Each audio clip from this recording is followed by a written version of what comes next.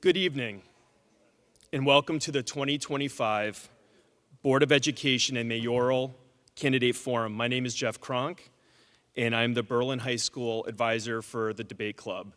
We're also having members from the Rho Kappa Social Studies Honor Society here as well. The students in this club have put together an outstanding program for tonight. And I want to congratulate them for the hard work they put into this program.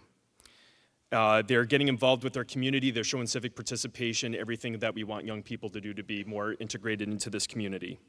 So please join me in giving them a round of applause.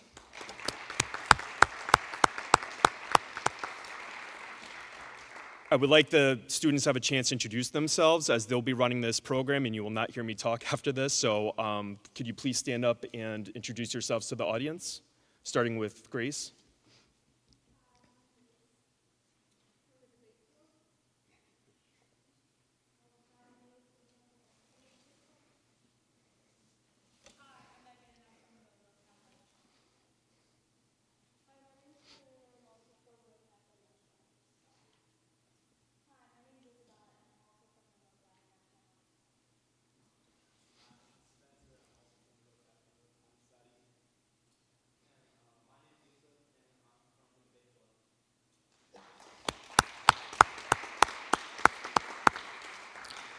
These students worked with me to compile roughly 8 questions that we think are important for this community and also for our school district.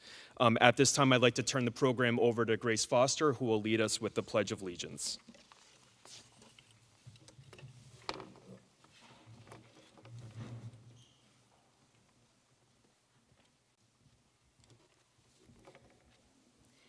I pledge allegiance to the flag of the United States of America, and to the republic for which it stands, one nation, under God, indivisible, with liberty and justice for all. Good evening, Mayoral and Board of Education candidates, Superintendent Benigni, the Berlin High School administration, faculty, parents, community members, and town official. Welcome to our candidate forum. As students, we understand the value and importance of active citizenship in our local community, which is why we are all here tonight. The Mayor and Board of Education significantly influence the decisions that impact all students, including academics, sports, the arts, music, theater, and extracurricular opportunities. While we may not be able to vote yet ourselves in November, we are determined to be part of the process to learn more about the candidates running for these positions. I would like to thank Mark Kaczynski, Brian DeLude, and Melissa Gibbons, and Peter Zarabozo for attending and participating tonight. Christina Elmani is not able to attend tonight due to a scheduling conflict. Let's give the candidates a warm round of applause.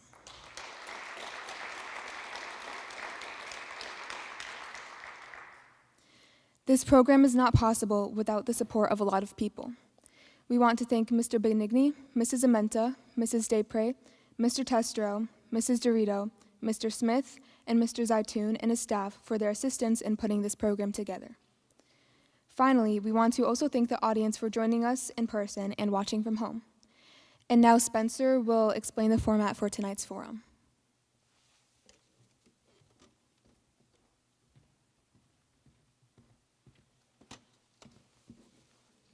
There will be 2 parts of tonight's program. First, the candidates for mayor will provide opening statements followed by a series of questions and conclude with closing statements. Then the board members will follow the same format that was intentionally designed to give candidates the opportunities to express their views on various educational issues.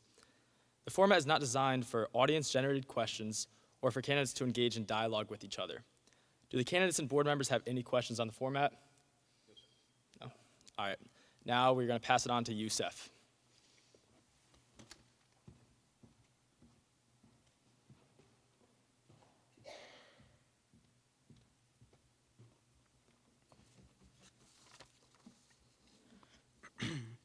Each candidate will have the opportunity to share an opening statement that is no longer than 4 minutes.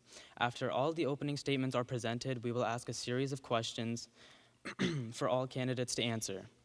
Candidate responses to these questions are limited to 3 minutes. Mr. Kronk will signal candidates if their allotted time has elapsed. At the end of the program, all candidates will have the opportunity to share closing statements that are no longer than 3 minutes in length. Do the candidates have any questions or need the procedure repeated? No, sir. Thank you. We will now begin with the opening statements.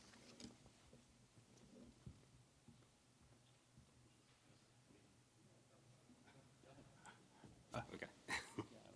That was the one thing that's not on the program. They left that out of the script. We'll figure it out. Good evening. Thank you for inviting us here. I really appreciate it. I really do enjoy seeing youth advocacy and youth being interested in civics and in politics and being involved in their community. I want to tell you a little bit about myself, since you did invite us here. I've lived in Berlin long enough to see both my kids through the entire Berlin school system. And other than that, I have a bachelor's degree in Justice and Law Administration from Western Connecticut State University. I have a master's in criminal justice from Central Connecticut State University. And that's what really brought me to what I do for a living, which is I work for the Judicial Branch Court Support Services Division. I'm a program manager in charge of a statewide network of systems that really help people become the best versions of themselves. And what that means is I provide the resources, I make sure that I hear their needs, I manage the budgets, I do all the things so that we in the state of Connecticut can be a safer Connecticut, a happier Connecticut, and that the people that are involved in the criminal justice system have an opportunity to be successful in life. It's a lot of those experiences that I'm going to probably try to draw on tonight.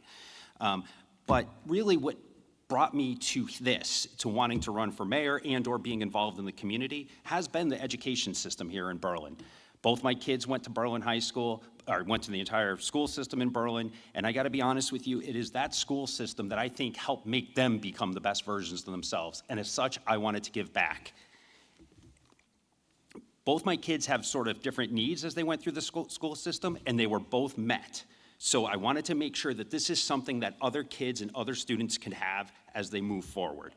My son was often on this stage. He was in the theater department, and he really, between the support of Mr. Boyle and the support of Mr. Smith, he really learned how to be the best version of himself, and he has the confidence, and he is now doing really well in college, and I attribute a lot of that to the school system and what they've brought to them.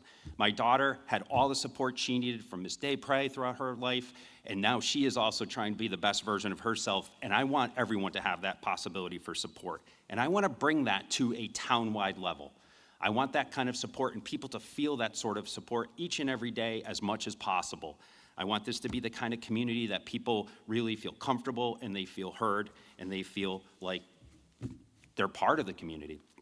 A couple of things that I just want to mention is that I have, due to my involvement with the youth and education, I have been endorsed by the American Federation of Teachers in my candidacy, as well as the Connecticut Youth Politically Advisory Committee. Let me get back a little bit to my position. I didn't see the minute thing go up yet. You're going to leave it up when you put it up? Sorry. So within that job, I do manage over $100 million. Well, I'm part of a team that manages over $100 million. So the transferable skills and making sure that, I work within units, work within the people, generate ideas are things that I have done. I am on legislatively convened boards. I am part of many committees and subcommittees, all with the idea of working together to make the judicial branch and the court support services division the best that it can be. And again, these are skills that I absolutely look to bring here and to the mayorship, as well as my role on the Board of Ed. So that's a little bit about who I am. That's a little bit about why I'm running. And I'm gonna end there. Yeah, thank you. Well, again, thank you for hosting this too. It's always fun to get to the high school here and talk to the students and get some information out there.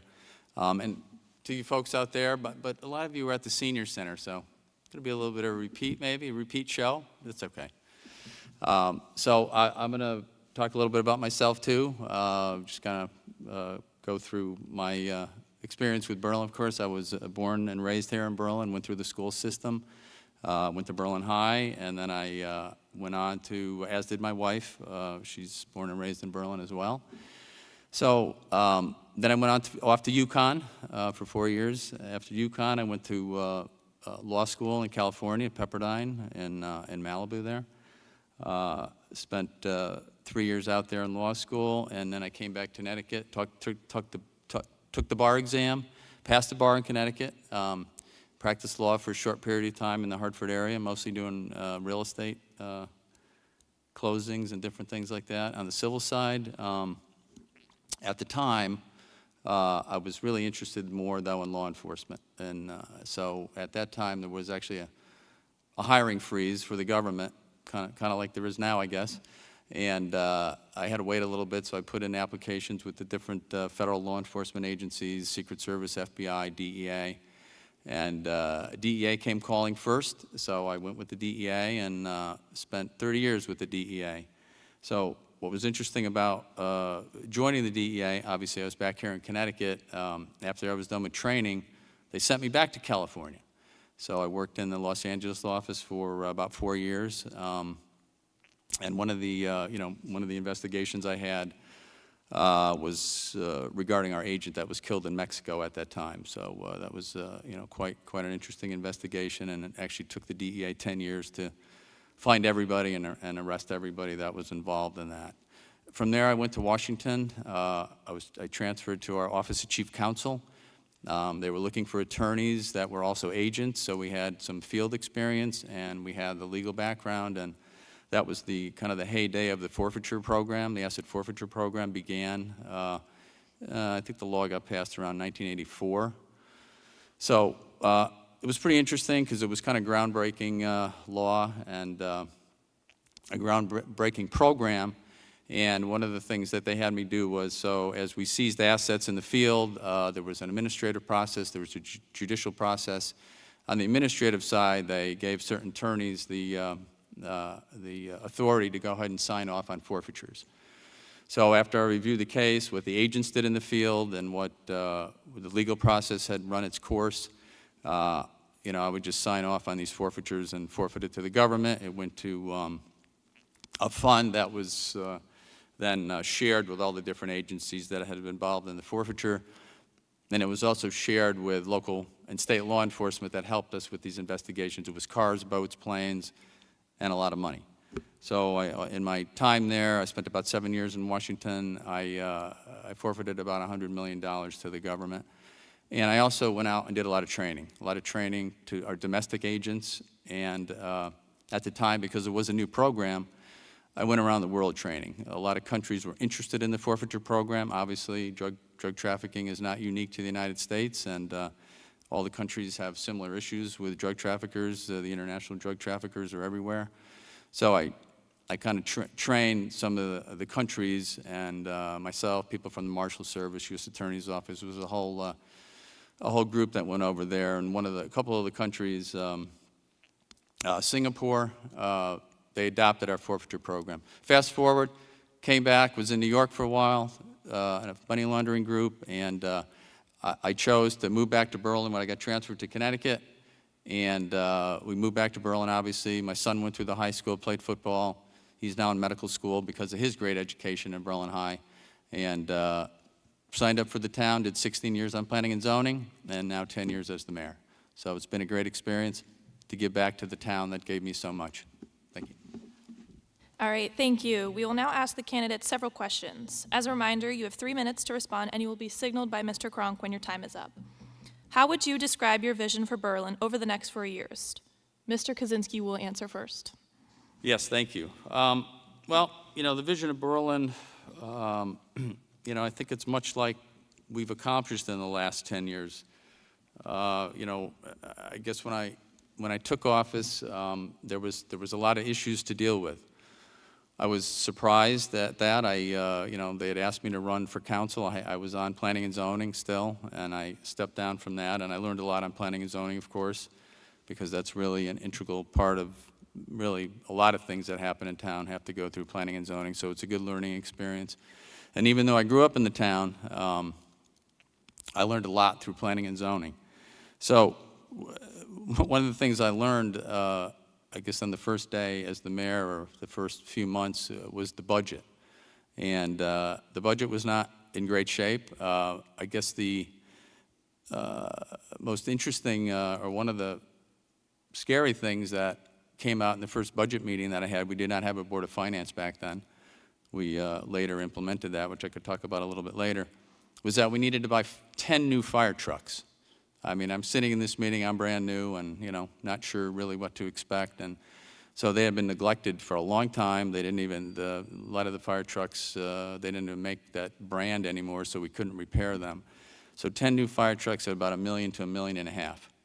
So it really set the stage that what we needed to do was work on our finances and work on our public safety. That was another thing. Obviously, coming from law enforcement, I was really disappointed to see that we needed that many fire trucks. It had gotten that bad. And, so we went through public safety first, and we have now bought, I think, 6 new fire trucks. I think we're on number 6. And the radio systems didn't work either for the police or the fire, which was another disturbing thing. The fire radio system we had to replace within the first couple of years, and we also replaced the police radio system. We now just transferred to a different system, but the first system that we replaced was the officers in certain parts of town could not communicate by radio. Not very safe for them, not very safe for the town. So that's another thing that we worked on. So that was one of our priorities in the beginning, as well as everything else. I mean, stuff was not fixed. And we've gone through now in 10 years and done a lot of work, a lot of infrastructure work. A lot of budgets for the school system have gone up every year. This year was the biggest budget, and 4.1%. And so going forward, the vision is to keep it going. Economic development, too. I'll touch on that later. But we want to keep the success that we've had and the improvements that we've made to the town all across the town, whether it's our seniors, whether it's our education system, whether it's public safety. We've done a lot of good, and the vision is to keep that going. Thank you.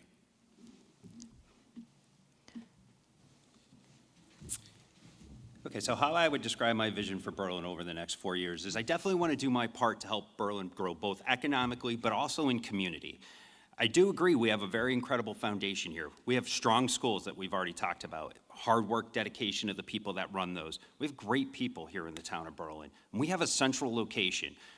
I mean, it is the dead center of Connecticut, and it's perfect in terms of just us really yoking that and having that be an opportunity for us to bring people in and to have an opportunity to grow the economy here with some ways. So some of the ways that I want to do that, or I want to at least explore, is I want to look at what's possible in terms of having more walkable space, almost like an area where people can hang out, walk to one restaurant, walk to another, things like that, have a more vibrant community, have a more social feel, have a more, community feel. That is one of the things that I definitely want to do. Because great opportunities can only turn into progress when we plan thoughtful and work collaboratively with each other. So therefore, I really want to start talking about building community.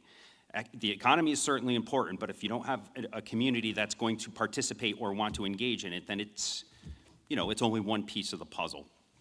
So in addition to that, I want to be able to build a stronger sense of community. I want to see Berlin become more informed. I want them to become more interactive with what we have available here. I want them to know what we have available. We have a lot of great organizations, a lot of great committees. We have a lot of boards and commissions. I want people to want to get involved. We are at a point now where I would suggest that, we're starting to see people wean from involvement, and we want to make sure that we have people having that opportunity. More open communication means highlighting the opportunities. It means, looking to become a fanatic of the local sports, the high school sports, the middle school sports, coming to the theater for the shows, doing all the things that make a small town feel. In addition to that, I really want to give everyone as many reasons as possible to love Berlin by getting involved with the community, hearing their voice, and I'll talk about that a little bit later, and just really having this be a community that people feel safe, that they feel heard, and that they feel part of the community. That's really a big part of my vision. Thank you. What do you think are Berlin's biggest strengths and challenges right now? Mr. DeLude will answer first. Thank you. So I want to start with the challenges because I want to try to end on a positive note. So I see one of the biggest challenges, I see the challenges at the various ends of the spectrum. So we have an aging population here, it's about approximately 38% of our population is senior citizens, 50% approximately is 50 or older. So, and then on the other end, we need to really start thinking about how are we going to have the resources available for new families and for young families to move in. So I think taking care of that senior population, making sure that they have what they need, that they can thrive in our community, as well as making sure that we have a succession plan. And what I mean by that is we need to ensure that Berlin is competing in terms of attracting residents. We have a lot of communities around us that are also trying to attract residents. They're building up what they have available. They're trying to become more enticing as well. I want to provide amenities that will make people want to raise families in Berlin, or at least explore the possibility of providing amenities. I want to make sure that our first responders have all the resources necessary to grow in proportion with the raising population here in Connecticut, and then additionally the new families that will be moving in. Make sure that the schools and everybody is preparing for that succession plan. So I see that as being some of the biggest challenges, ensuring that we maintain a standard of excellence for our public schools as this transition occurs. So that leads me into the strengths. I've kind of mentioned it a couple of times, but I'm going to say it again. I feel like the Berlin public school system is a huge strength. I think that is one of the draws. I think when people are looking to plant roots, I mean, what's one of the first things they look at? They look at property values and they look at schools, right? They look at the school system. And the school system and where we are in the world right now is becoming increasingly more important. There's going to be a lot of challenges facing students moving forward. It's an uncertain technological future. There's a lot of things that I think need to be considered. So here in Berlin, I would suggest that we have a really great diversification of educational opportunities, which I think gives students a bunch of opportunities to make themselves as well-rounded as possible. We have amazing teachers.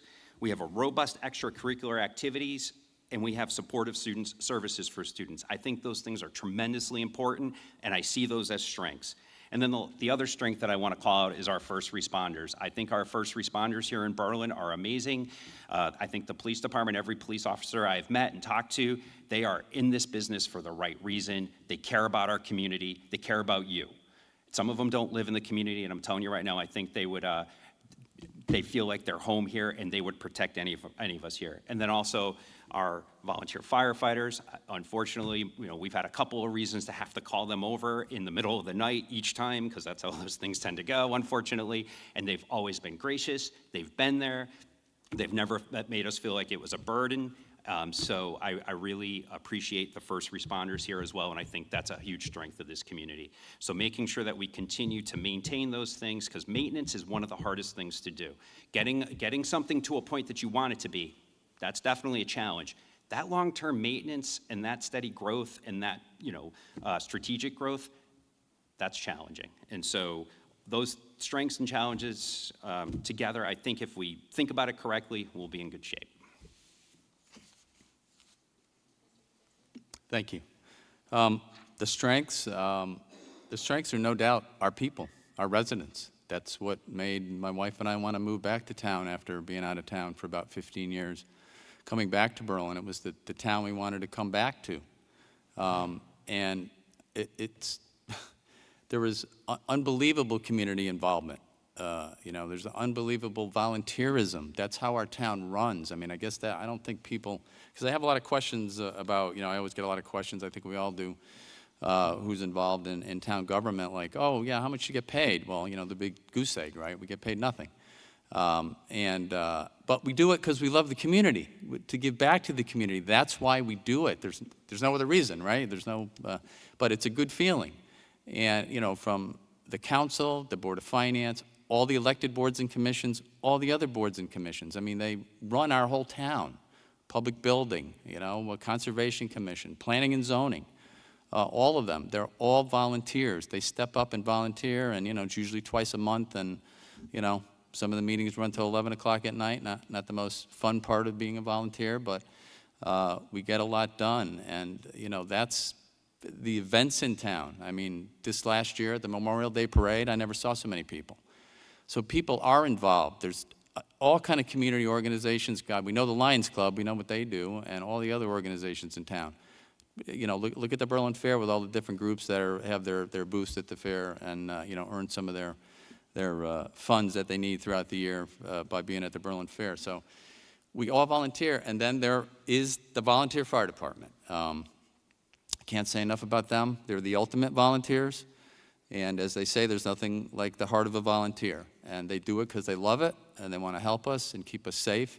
And, right, yesterday, unfortunately, was the day of the fire that started on Lamentation Mountain, and today was the day that, unfortunately, the Weathersfield firefighter gave his life fighting that fire, coming to help us. So, you know, we appreciate that, and we you know, have attended many memorials, you know, in Weathersfield, and we had a couple here in Berlin where we put his name on the wall of the firefighters that have died in service at Berlin. So, but the ultimate volunteers are the firefighters, right?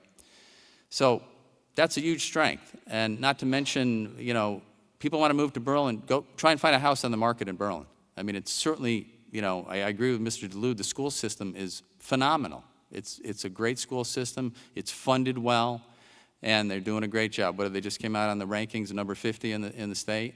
You know, the staff does a great job, as does the staff in our town hall. You know, they do an amazing job. Like I say, we can't run the town. You know, I'm not running the town. The staff's running the town, let's face it, right? I mean, we're the legislative body, and we direct things get done. That's how projects get through, you know, ourselves and the Board of Finance. But it's just, it's a town of volunteers, and you can't ask for anything better. Thank you. Thank you. I'm going to pass it off to Katerina now.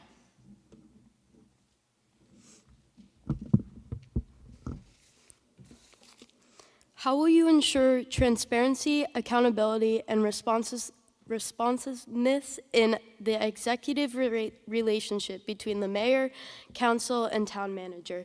Mr. Kaczynski will answer first. So, you know, that's important. It's probably one of the most important things to that, between the mayor, the council, and our town manager. We all got to get along, right? Otherwise, it's not going to work at all. And, you know, we're very fortunate. We just hired a new town manager. He brings some great experience. I mean, he's the day-to-day manager of the town. As many of you may or may not, I'm sure you remember, those of you that grew up here, we switched the form of government, I think maybe 20 years ago now. We used to have the first selectman form of government, where he or she basically was the mayor. Now we went to this town manager form of government. I mean, I see strengths and weaknesses to that too. But if you have the right people in place, like the town manager and the folks on the council now, I mean, we have a great group on the town council. We talk to each other. It doesn't matter what party we're in. It really doesn't. You know, in a small town like Berlin, I always tell this to people and to our young people, you know, it's very hard to get stuff done at the state level, let's face it. And it's even harder to get things done on the federal level, right? We have our representatives and senators and we vote, but you really can't most times see the results of that. It's very hard to quantify that. But in Berlin, you could see the results. You know, we can have a project that we need to fix. We need to, you know, buy a fire truck. Okay. We appropriate the money, we buy the fire truck. It's done. You could see the shiny truck. When we bought some of those first fire trucks, they drove up to show the council members to see it, you know. So you could really get things done. You know, we're not worried about the border or Ukraine or all the other issues in the world today and in the state today. So that's really, you know, that's when we're responsive to each other, we work together. And, you know, like last night as an example at the council meeting, every vote was unanimous. Both sides agreed because it's running the town. I mean, politics is involved in everything, but not for the projects in town. We've got to pave the roads and, right, cut the trees and all the other things we need to do, fix our playing fields and all the things we have to do. We're giving back to our community. That's why it's great to be a volunteer and see what you can accomplish as a volunteer in Berlin. So that's really how, and transparency is all throughout the process. You know, twice a month there's a council meeting, and it's even better really since the pandemic because we got Zoom, right? So people don't have to come to the meeting. You know, I get it on a, you know, Tuesday night at 7 o'clock, and when it's 30 degrees out or 20 degrees out, who wants to go to a council meeting? Most of us don't probably want to go either that night. But, you know, we go in person. It's easier, a little bit easier to communicate, but folks could Zoom in. They could be part of it, whereas before, you know, maybe they couldn't. So in all the meetings, you know, that's where the transparency is. It's all recorded. You could, if you don't Zoom in that night, it's recorded. You could watch it. And, you know, that's the strength and transparency. It's all there. Everything's on the town website. We have newsletters now that people could sign up for. We send out agendas. We send out all those things. So we do work together. It is transparent, and we're very lucky to have these relationships now. That's why the town's doing well. Thank you.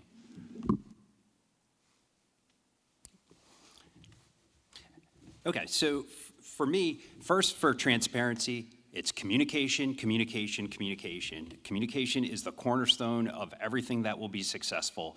If that breaks down, there's trouble. Very few things are going to be successful without good, positive communication. So, to really get that going for transparency, you need to have a conversation with the people, or you need to have some sort of understanding of the culture of communication. Everyone has input and understanding the importance of the communication and how that's going to occur. This means information sharing. That means everyone has all the information that they need in order to do their role or their task within whatever project or decision that's being made. Everyone has upcoming meeting agendas and the materials that they need. All the resources in order to make sure that they're getting it done. Accountability. Make sure that there's a clear understanding of roles and responsibilities, who's going to be doing what are deadlines, how you're going to go ahead and formulate those deadlines. Be reasonable, talk it through. Identify action steps, identify what's going to come next, and making sure you track that.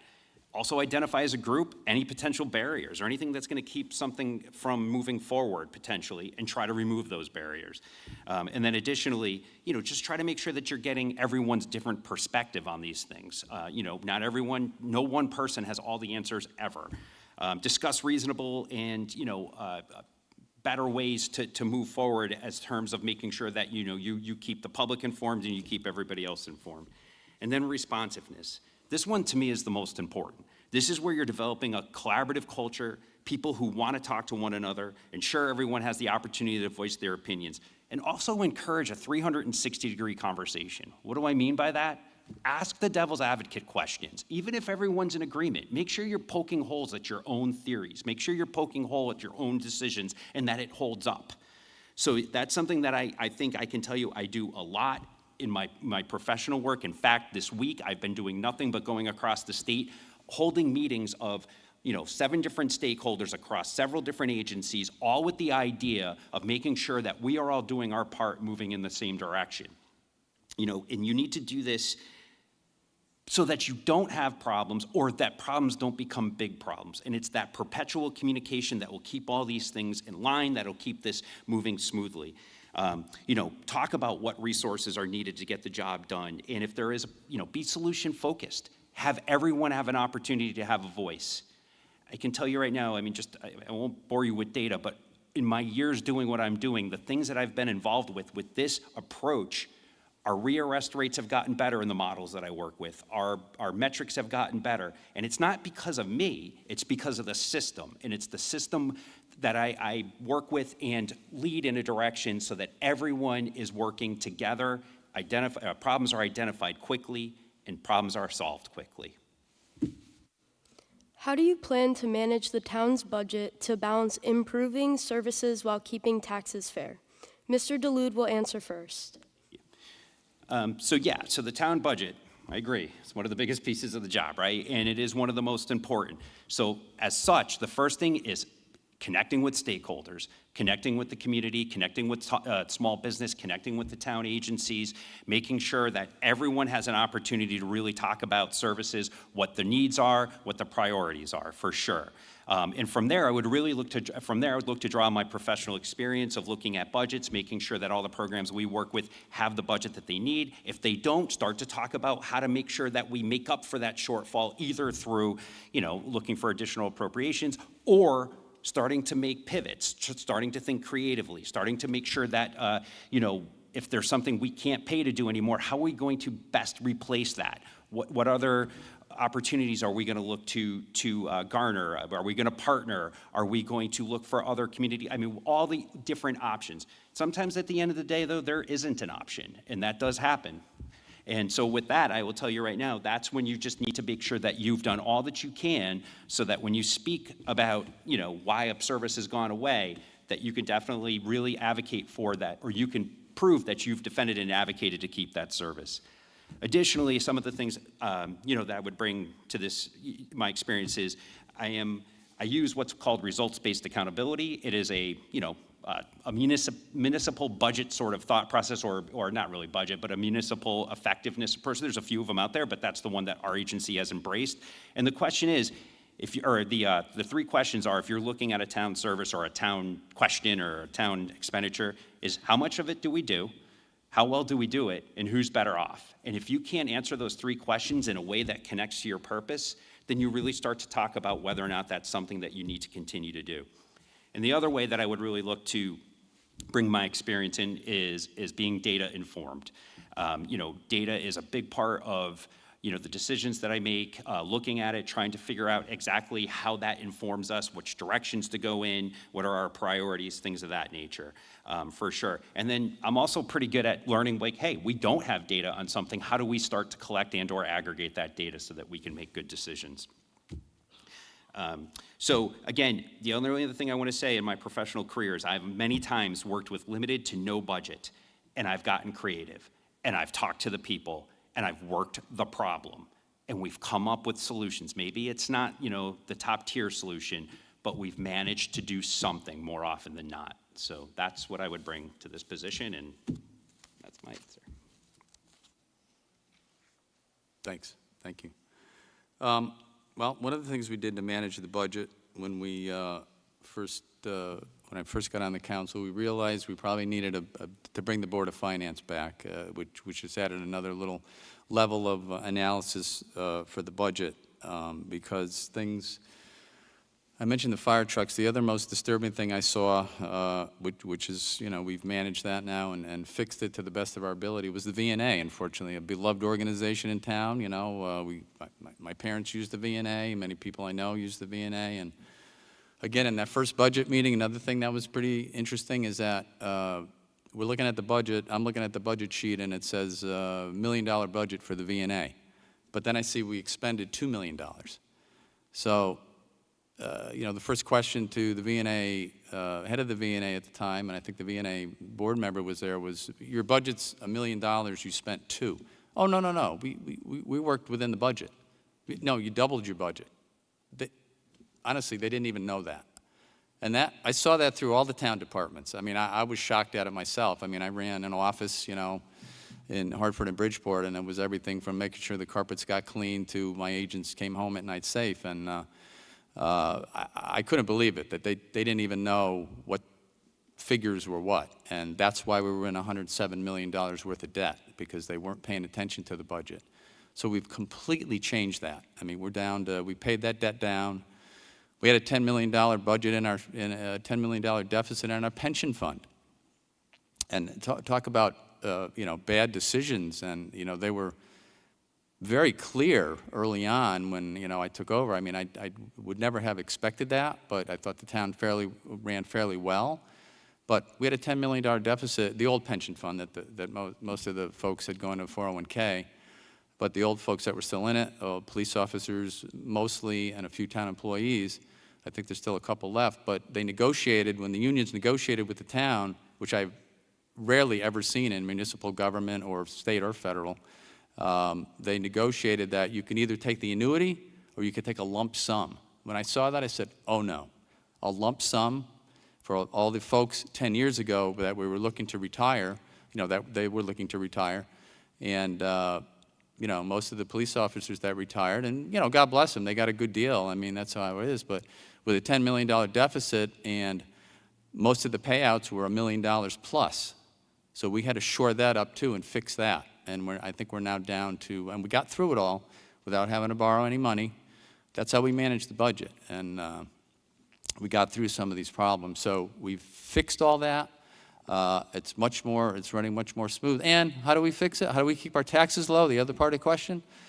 We bring in economic development, right? So by bringing in that extra general revenue, which has gone up every year for the last 6 years, and I'll mention economic development later, I know I'm out of time, that keeps our tax rate low and plenty of revenue to keep the town running as it is and to fix all the amenities that we've fixed in the last 10 years. Thank you. Thank you. I will now pass off to Isabella.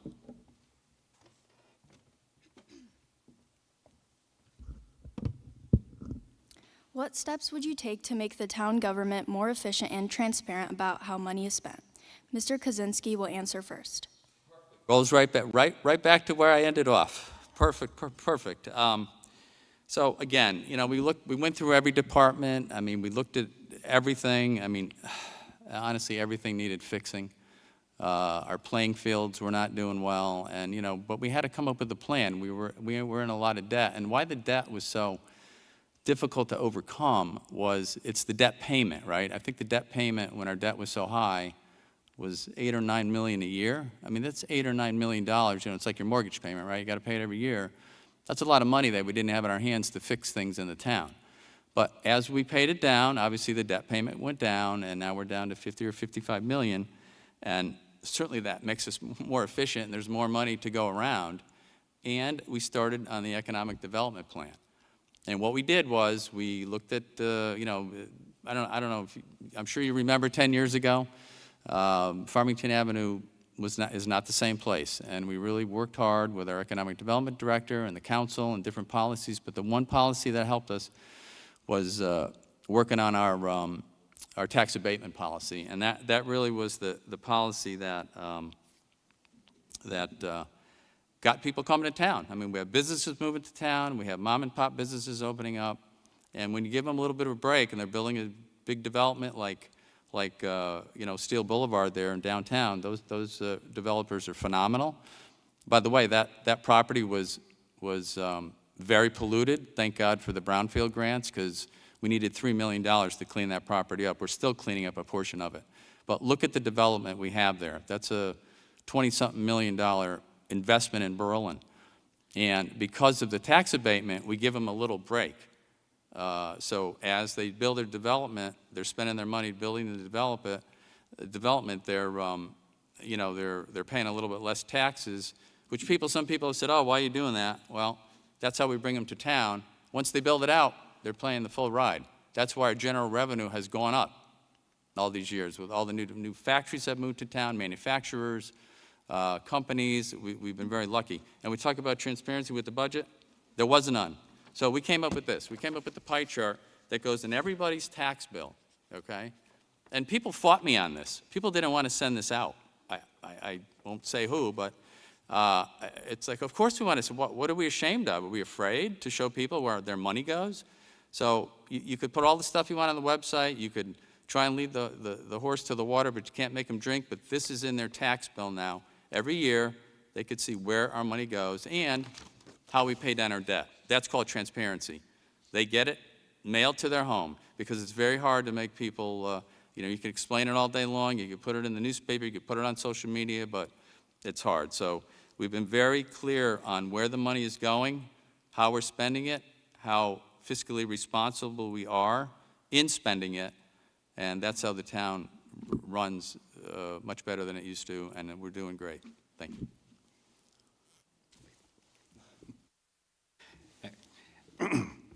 So the transparency piece for me would mean taking the show on the road. And what do I mean by that?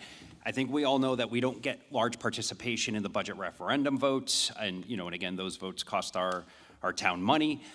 You know, so I don't disagree at all. I think the pie chart was a great idea. I wouldn't have argued with you at all. But I want to take it a couple steps further. I don't know that I agree that the idea is that I do think people would want to know a little bit more and put that into context. But I don't know that, you know, a lot of people have a lot of time to really dig deep into the budget. So some of the ideas that I'd have for the transparency is to invite the public to really learn a little bit more about the budget, you know, hosting a budget workshop, and I'm not talking like digging deep, getting the accountants out and getting the visors out and the calculators. I'm really just talking about putting the budget in context to see where their taxpayer money goes, to understand what are the must-haves, what are the, you know, the things that, you know, absolutely have to be paid for. Like a good example is, you know,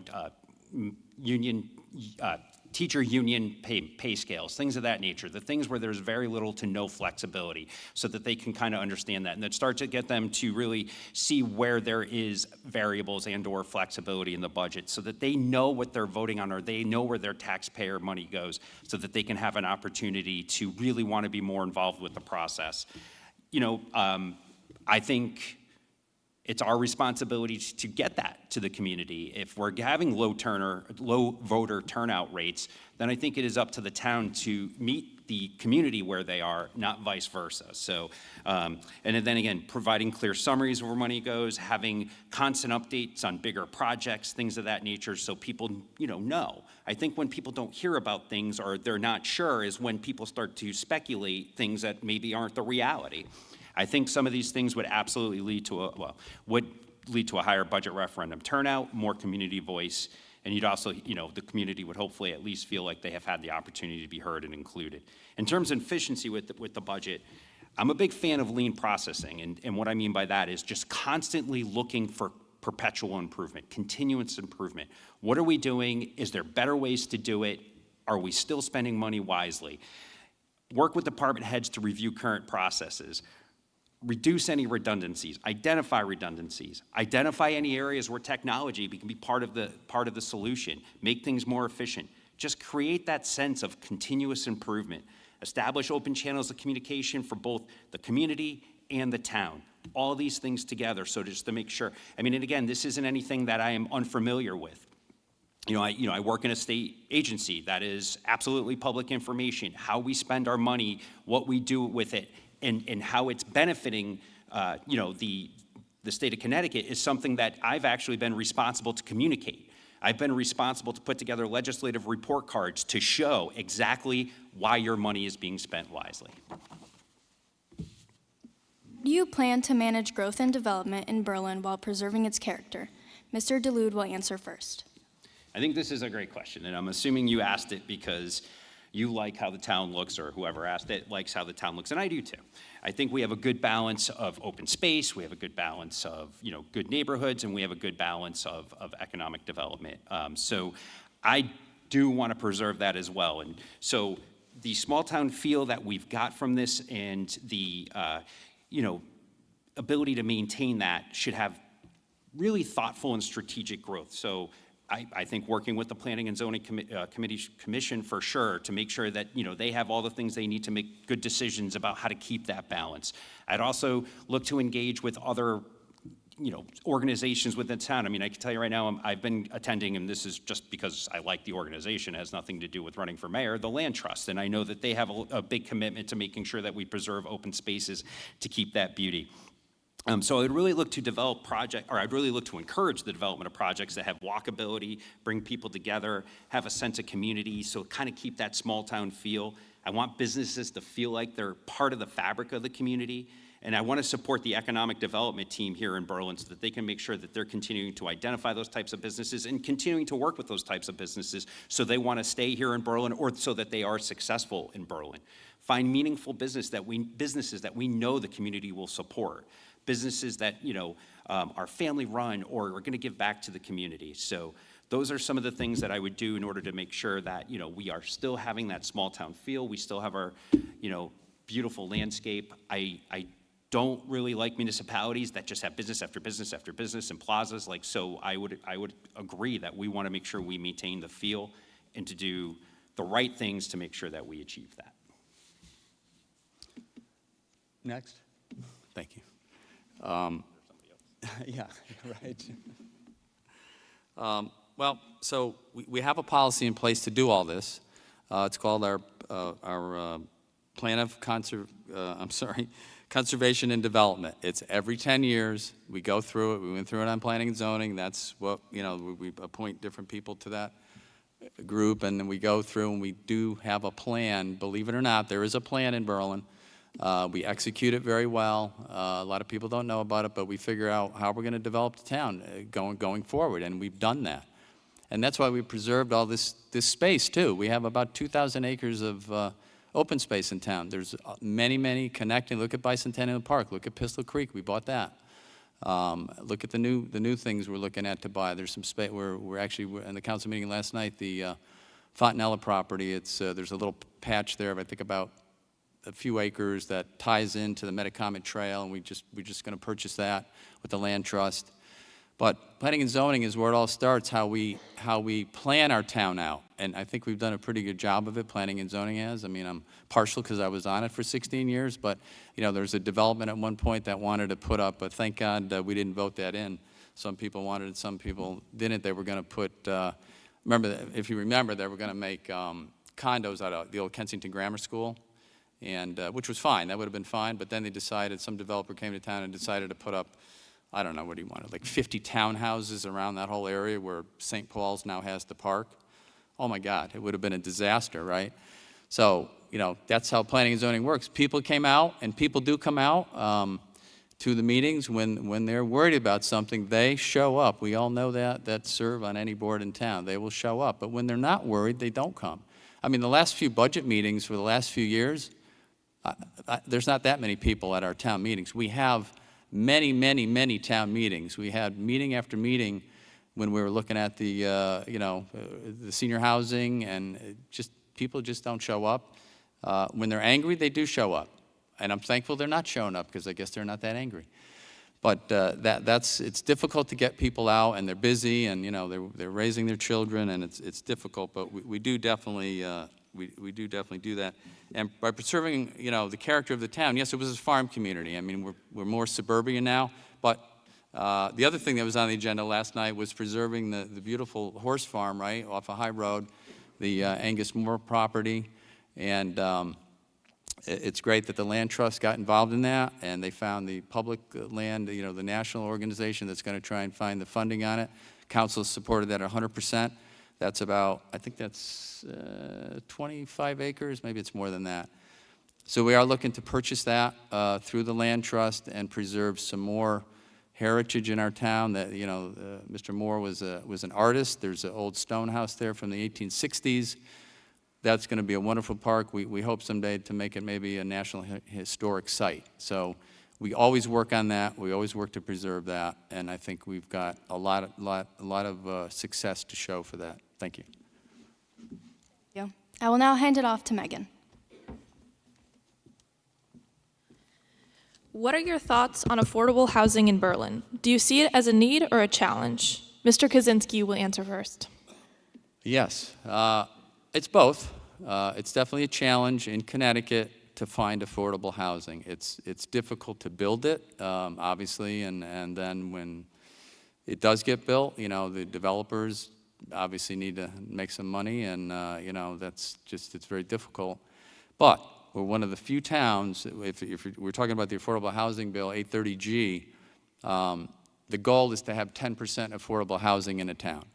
We have I think we're about 9.4, 9.5%, somewhere around there. We're almost at the 10%. There's only 3 or 4 communities in the state that are almost at the 10%. Now, there's a new bill out there that the legislature's talking about, some other affordable housing. I don't know what that's going to look like, but we have to watch that cautiously. So all these new developments that you see going up, we have a certain percentage of those units are affordable units, which is based upon basically the income level, a percentage, I think 60% of the median income in this area. There's a formula to go through. So the rents, if you go rent it, let's say, you get lower rent than someone with a higher salary. Also, when you build a development that's a 830G, like there's some developments in town that are. So some of the houses that you buy are deed restricted, so it's a less purchase price, but the downside to that, or upside, depending upon how you look at it, is that when you go to sell it, there are some restrictions that you can't really get market price for it. But we do have homes like that and many developments in town that are lower cost, even on a resale. So, it's a difficult task in Connecticut to get affordable housing. I think we all know that. It's a difficult task to get cheap electricity in Connecticut. It's one of the most expensive in the country. But one of the projects I'm proud to say we finally got done is our senior housing. So we wanted affordable senior housing. Almost an impossibility, because all the funding for projects like this come from the state and federal government. And through the last 6 years we've tried to get this project going forward. They kept changing the rules, and they didn't want to call it just senior housing.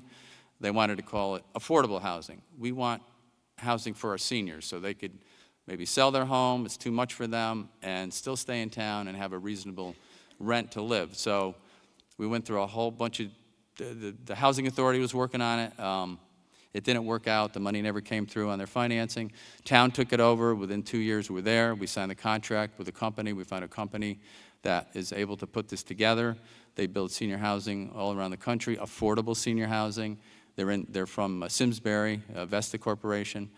They have a great reputation. They build it and they manage it, which is much better. And we signed the contract. They're supposed to break ground the first quarter next year. And they're in a state pilot program for the financing. And they've just been assigned an underwriter, so we should be good to go. So that's one problem solved. 70 units instead of the 50 we had planned for. So that's another thing we brought to the town. Thank you. Yeah, I definitely see it as a need and a challenge. I mean, and this, again, connects a little bit to what I do for a living. I mean, I can tell you right now, if you do not have a place to call home, if you do not have a place to lay your head, just nothing else is going to really be your focus. But it's not just homelessness. It's also, I mean, there are many, many people who are a broken furnace away from being homeless, or some sort of, tragedy in their life, or something from being homeless. And I can tell you right now, it leads to a lot of other issues and concerns, and there's no municipality that's immune from this. If you don't have, if you don't have people that are able to afford their homes or have affordable housing, you're losing out on a lot of things. You have people not spending money in the community. They're not helping to make local businesses grow. You may have foreclosures or people that aren't able to keep their houses up, and that can cause issues and concerns. But then again, the humanity side of it, I mean, where are these people, where are people who need affordable housing gonna go? Also, you have people that wanna come back to Berlin, like young people who maybe, went to college or went away and they wanna come back, and finding affordable housing is something that could be prohibitive from them wanting to develop and grow roots in a town that they've loved. So yeah, it's an issue. It causes emotional stress. It causes, it leads to domestic violence situations, all sorts of things. And the cost of housing used to be approximately 30% of your income, and we're above 50% now for somebody in terms of housing costs. And that's just, it's getting more and more challenging for everybody. So yeah, working class citizens are struggling to make ends meet. Housing insecurity acts without prejudice. There's not one person in this room right now who's immune from that potential. So I think, as we think about it, you need to think about, this is something that could happen at any given time to somebody you know and love, or yourself. So being conscientious of it, planning for it, is the right thing to do. And again, it does help economic growth. It helps the overall well-being, the health of the residents. It makes for better relationships with significant others and loved ones. It actually, in fact, impacts the school system, because if you have somebody who's growing up in a house or that's housing insecure, children and students, they feel that. They're not going to be as well, do as well in school. They're not going to get the outcomes that they want. So yeah, I think it is an issue. I think it's a challenge, and I'm proud that Berlin is at least part of that solution, and making sure that, people have an opportunity to come into Berlin that maybe wouldn't have otherwise, and really starting to grow roots here and define that next generation. So that's my answer. How will you ensure that all voices in the community are heard? Mr. DeLude will answer first. Yeah, that's a good question. And I think, what I've tried to really convey tonight in most of what I said is the idea of community. And I do really believe in community for a few reasons. One of them is connection is so important. Connection is something that leads people through the worst of times. And part of that, your town is part of that connection. So I'm going to kind of try to tie this into a theory of social bonds, or what I call community bonds. And it's, basically suggesting that if you don't have connection to your town, well, let me do this in a strength-based way. If you do have connection to your town, you're going to be more likely to be committed to that town. You're going to be attached to others. You're going to have commitment to the goals of the town. You're going to be involved in pro-social activities. So I think hearing all the voices in the town is tremendously important. For those reasons and so much more, people want to feel seen. They want to feel heard. They want to know that they're part of something bigger. So the ways that I would look to do that is regular office hours, people to come in, talk, tell me what, say what it is that they're concerned about.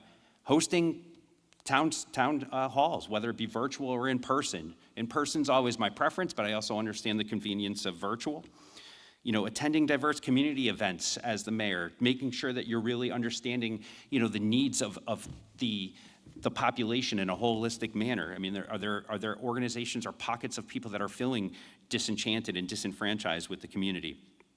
Developing a more robust social media presence that really, looks to communicate all the things that are going well in the town. If a Little League team goes to the championship, just all the things that make us feel good about being in Berlin and celebrating the successes of our neighbors.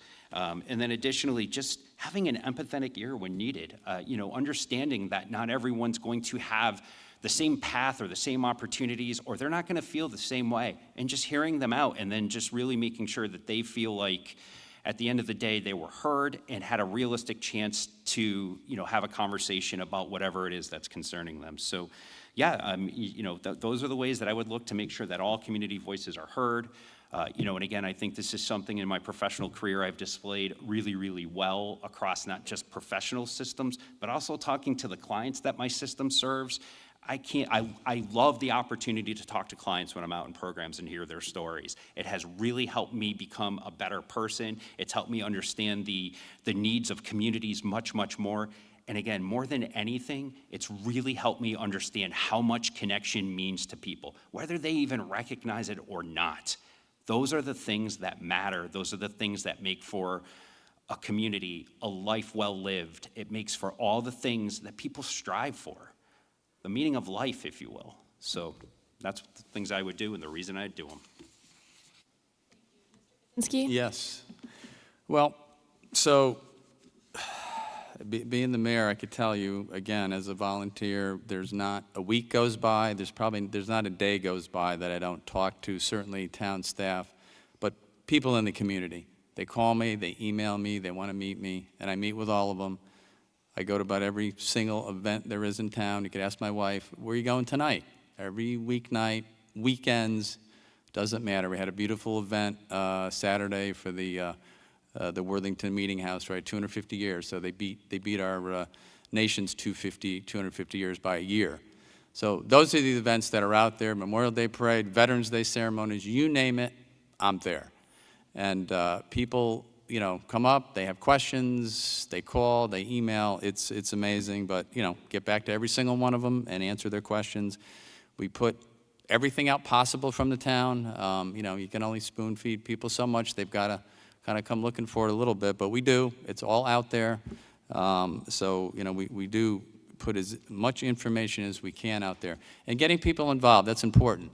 And one example I want to use was, so the girls' softball field needed some serious fixing over at Sage, right? So it was on our list. We have like a 10-year capital project list. It was on there.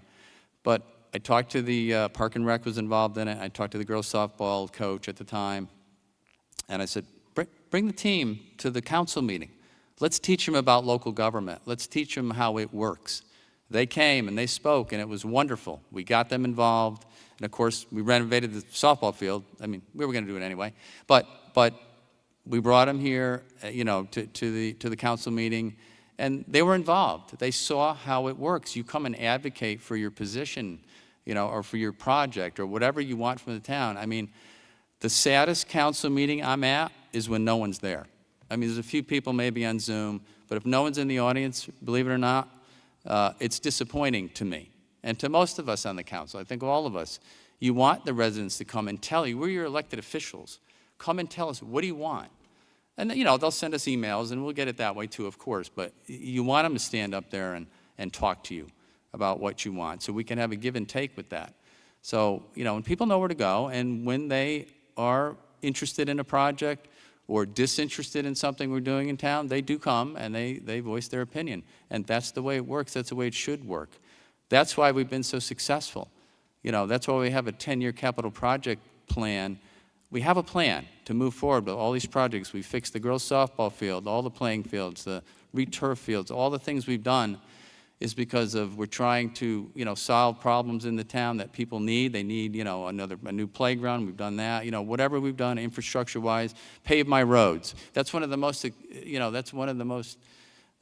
things that people want their road paved, right? That's real important, and we have a paving plan for that. We pave 5 to 7 miles a year. And if you call up and your road's not paved, you'll be on the list for next year. We do have a plan, but we'll try and take care of the roads that are worst anyway. We are out there. We are communicating all the time. Thank you. Each of you to present a 3-minute closing statement. Mr. Kaczynski, you may begin. Already? We're having so much fun. Yes, well, that's right. We have a way to end it, Brian. We have a special way now. I don't think we're going to do it that way, right? No. Don't count that in my 3 minutes. Yeah, we're fair. What can I say? I've been involved in the town for now, 26 years. Grew up in the town. I think I have a great handle on what we're doing. And I guess I don't know, from some of the things I've heard tonight, I look at the town, the glass is half full, not half empty. We do have community groups. We all get together. We have unbelievable town. I mean, I meet with the mayors. We have groups around that we meet with the different mayors. Rocky Hill is probably the closest to us. And, Lisa over there asked me a lot of times, like, how did you get all this economic development? How did you get this? How do you do that? I mean, we're doing very well as a town, but it's hard work. But we've put in the hard work. And not just me. I'm just talking about me. Like I said before, it's all the boards and commissions. It's everyone in town. It's the town government. We do get along in town despite what I see on social media. Pretty much we do. Yeah, we have difference of opinions. Of course we do. That's healthy. That's how it should be. But when the chips are down, we all show up and we get things done. And that's why the town is thriving. I mean, we have $145 million of investment in town in the last 6 years. You show me any time in Berlin's history, not since I've lived here, that I've seen investment like that in our town. Because we're working at that. We're working on bringing businesses to town. I mean, you're probably not going to believe this, but the governor asked me twice. He was at the Berlin Fair once, and he was at a ceremony here. He said, how are you getting all the economic development to come to Berlin? I said, it was the tax abatement policy. And it's also our economic development director, who's phenomenal, who takes his direction from the council and, and the town manager, of course. But what he does is how we got a factory to move here from Rocky Hill. He answered the phone. Rocky Hill was ignoring this factory. It was second generation, a manufacturing plant. They do defense contracting. They called around different towns because Rocky Hill didn't have the right property. They didn't want to deal with them. I don't really know what the whole story was there. He called Berlin. Guess what? Forest Machine is over on Christian Lane, and they're adding to our tax base.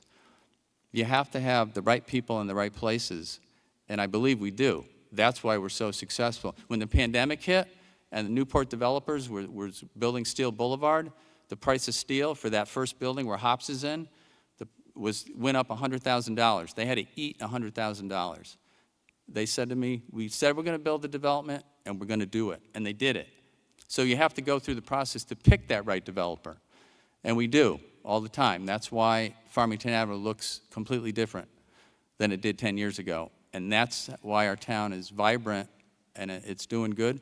Of course we could do better. There's always more to do, and we're going to get that done too. So I look forward to hopefully serving the town again, and there's other projects we need to finish. There's always another project around the corner. But we'll get it done because I will stand on my record for the last 10 years and look around. It's a lot better place, I believe, because of the team in the town that's working on it. Thank you. Mr. DeLude? Thank you.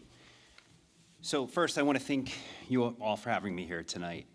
I'm going to take my closing statements in a little bit of a different direction. I'm not going to sum up what I said. I really want to talk to you, the youth, tonight. For me, and this is me speaking, this country right now is more divisive than I've ever felt. And I don't like it, and it doesn't feel good for any of us. And there is enough blame to go around. There is not one individual or one party that's more or less responsible at this point. People are tired of the Republican versus Democrat, Democrat versus Republican argument, and I am too. So really what I want us to do is take an opportunity to really talk to you tonight about thinking ahead to who you're going to be in your future, knowing that however you think about things tonight, however you think about things politically, those may shift. As you move forward in life, you get a job, you get married, you have children, these things, these priorities, they change. So please, I'm encouraging everyone here tonight, don't be stuck in just one mentality. And again, this is not at all meant to suggest that this is one party over the other. And I want to make it abundantly clear, this isn't to suggest me versus the mayor either. This is just a general statement. I think it's time to do better. It's time for us to be better. And because we are such a small town, the divisiveness of these types of things are felt a little bit more, but so can the unity. So as you're moving forward, I encourage you to do a couple of things in your life. Always seek out new experiences. Question your own beliefs and your own assumptions. Put yourselves in positions to hear and interact with people that maybe don't think like you do. Start to become empathetic towards other people. Everyone has dreams and goals, and they see pathways to get there. And when they don't feel like those pathways are available to them, that's when they become frustrated. Hear that out. Understand their rationale. I am not at all suggesting that any one of you need to change your mind or that you need to agree with them. One of the biggest social skills I can absolutely encourage you to develop as quickly as possible is the art of agreeing to disagree. It's a wonderful thing to be able to walk away from a conversation where people feel like there's no hurt feelings, they had an opportunity to talk, and at the end of the day, it's okay that we don't agree.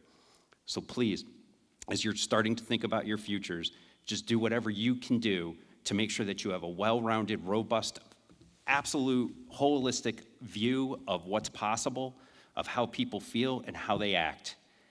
I'm telling you right now, I think you'll be the better for it.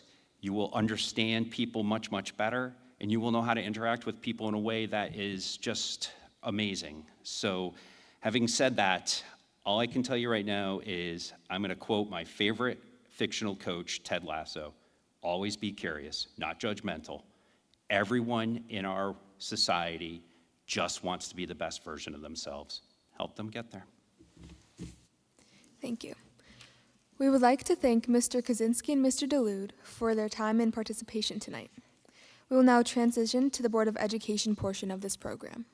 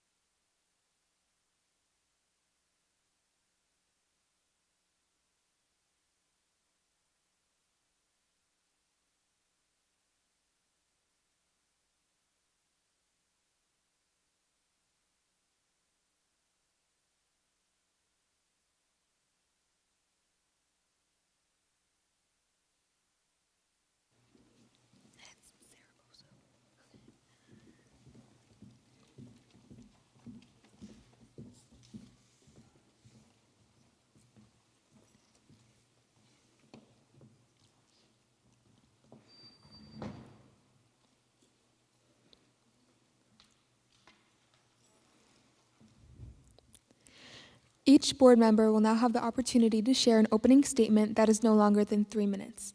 Mr. Zaragoza will go first. For my opening statement, I just want to introduce myself. My name is Peter Zarabozo. I've served on the Board of Education for 3 years. In my capacity on the board, I've served as the chair of the Finance and Operations Committee for 2 years. I've lived in town for a little over 5.5 years now with my wife. I have a 3-year-old, and we're expecting a second on the way, God willing, of course. I am a huge fan of our school system, and that is a primary driver as to why myself and my family decided to move to Berlin in the first place. I grew up in Meriden, lived in upstate New York for a short time, and then resided in Manchester as well. I would have settled in Manchester had they had a robust education system like we do in Berlin, but that was a primary driver for me and my family to come here. It's been a pleasure serving on the board. I view my service on the board as helping the town out and serving as a volunteer. And I really enjoy my time on the board and helping the community and supporting the school system in any way that I can.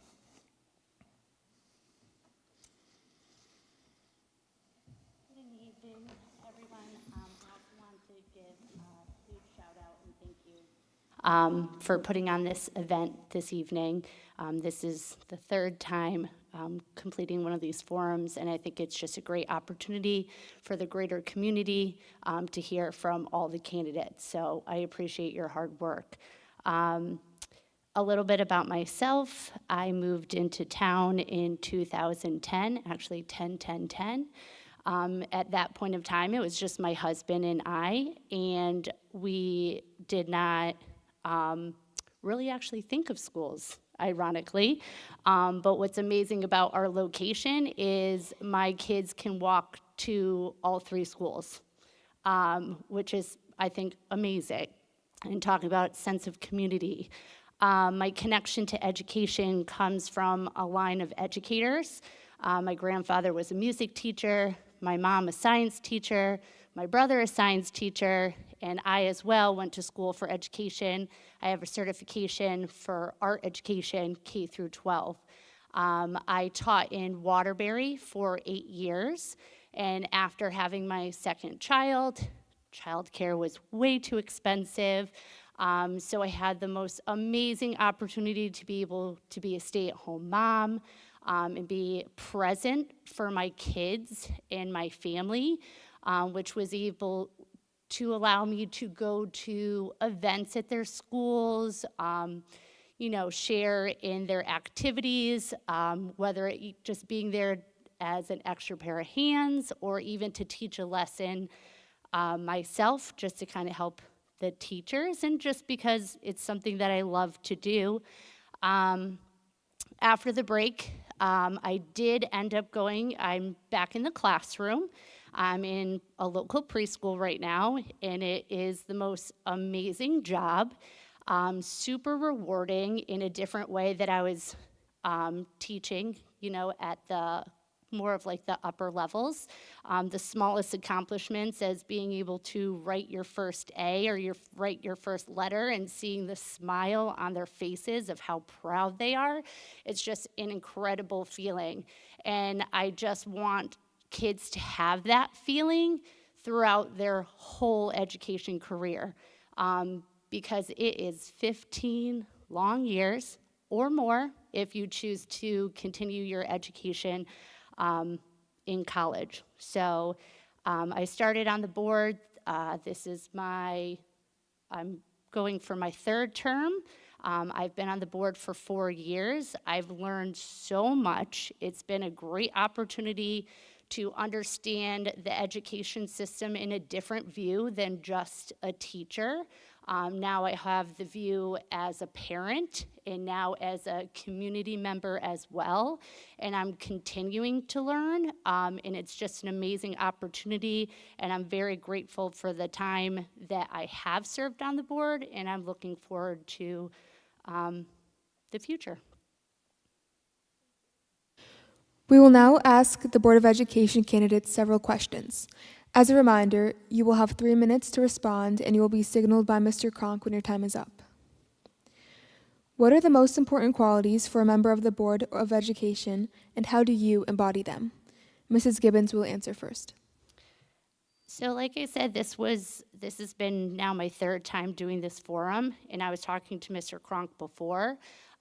It was actually nice to reflect on these questions that were presented before, because it's just interesting how things have changed and how I've grown and how just my perspective overall has changed. But I would have to say the most important qualities to be a Board of Education member is to know your roles and responsibilities.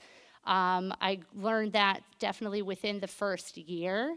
And, you know, one of the major things that a board member does, we know, I would have to say the budget is definitely a top priority, but we also are involved with policy, which directly more relates with just like the students and the everyday changes one might have. So understanding those roles and responsibilities, which is, you know, also listed under the state statute that explains it.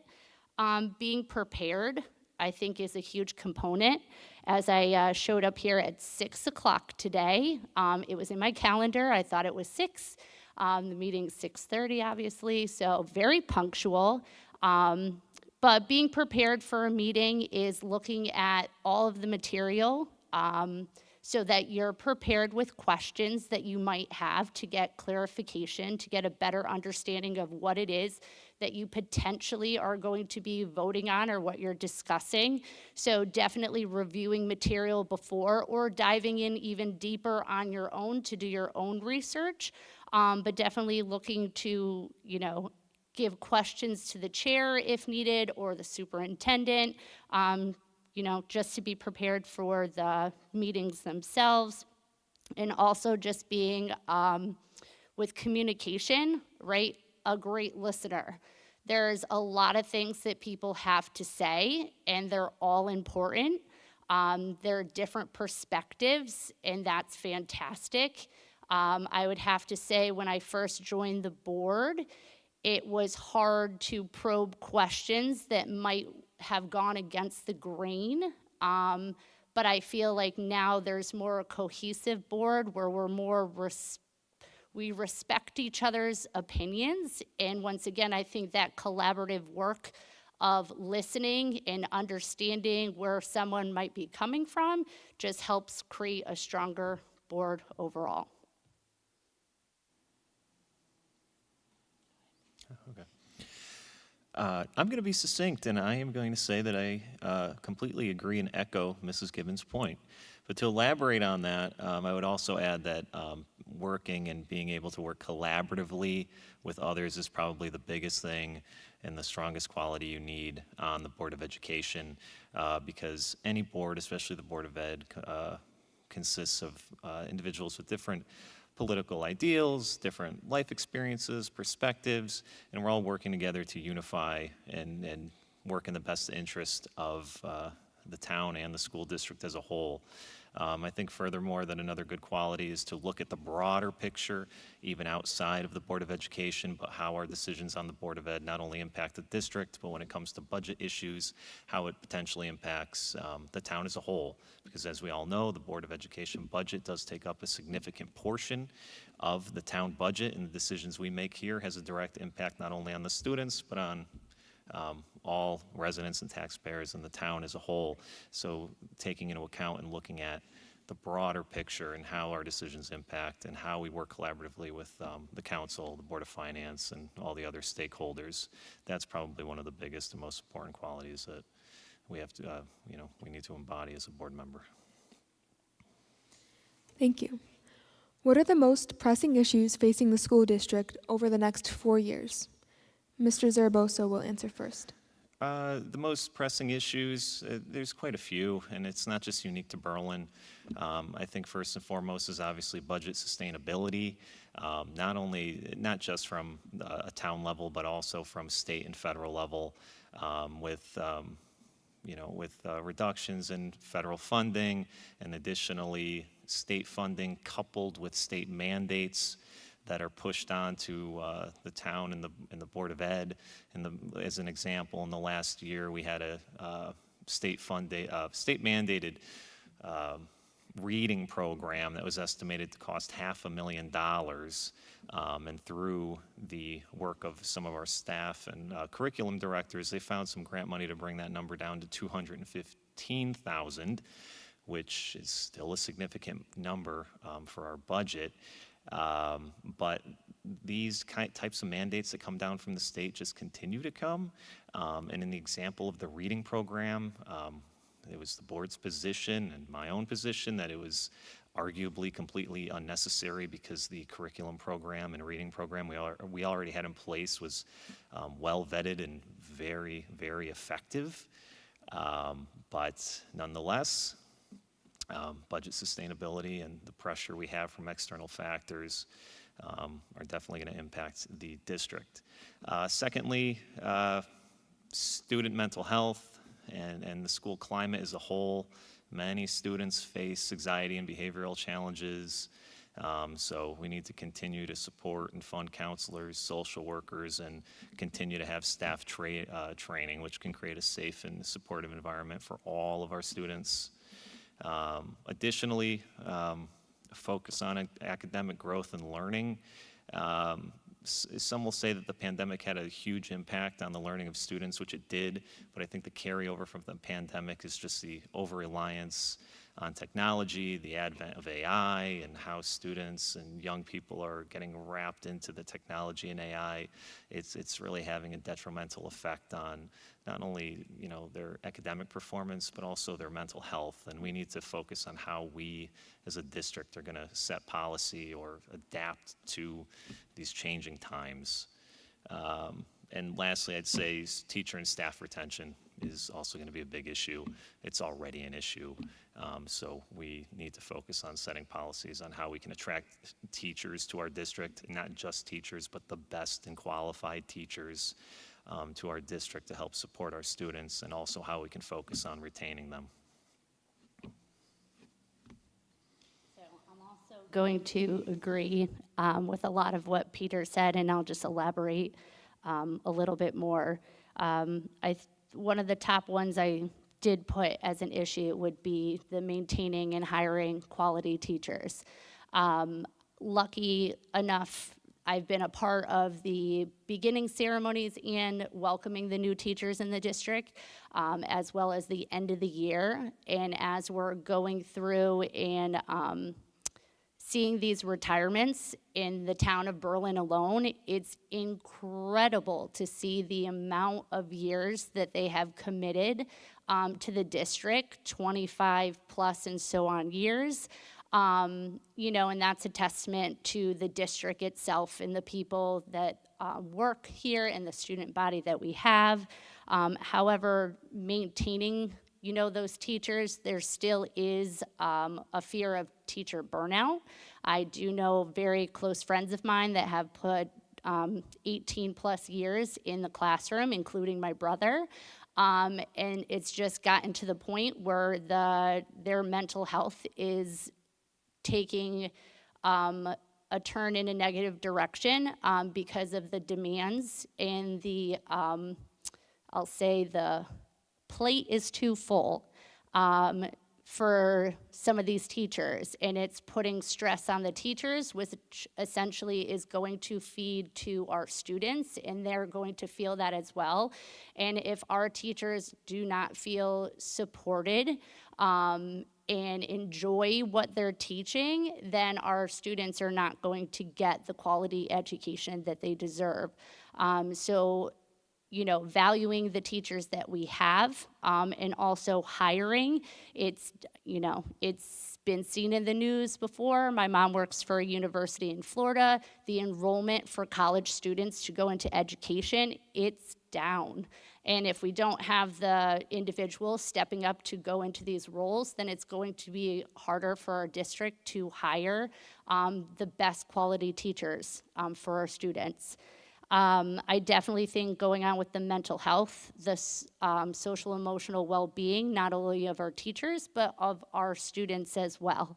I have a first grader and a fourth grader, and there's times when they come home and I can just tell that they are overwhelmed. There's a lot. Kindergarten does not look the same that it did when I went to school, and teachers are doing their best, right, to make the learning fun, but at the same time, it's a burden, and some kids can rise to the occasion, and others might fall through the crack, and it breaks my heart because sometimes once they're down there, they're trying to keep their head above water, and it's just, once again, a lot on the plate. The last one I would have to say with technology is AI. I myself am not very familiar with it. My husband would make fun of me for that. He probably told me that I could have, you know, found all the answers to my questions. But how that's going to look in the classroom is something different and something we definitely need to be prepared for our students and our staff. I will now pass on to Yumna, who will answer the next questions.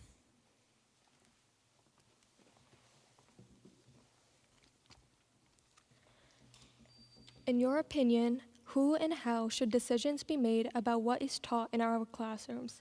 Mrs. Gibbons will answer first. Sure.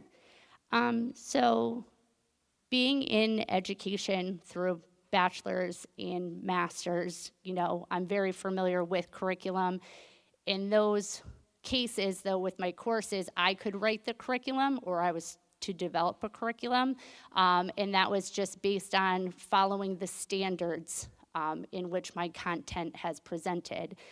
I do believe that the decisions on how things should be taught in the classroom should come from the teachers, because they are the ones that are directly working with the students and through using differentiating instructions and different techniques, right? They're going to find the best way for their students to thrive. In terms of what curriculum should be taught in the classroom, I do have mixed thoughts on it. I don't think it should be one individual.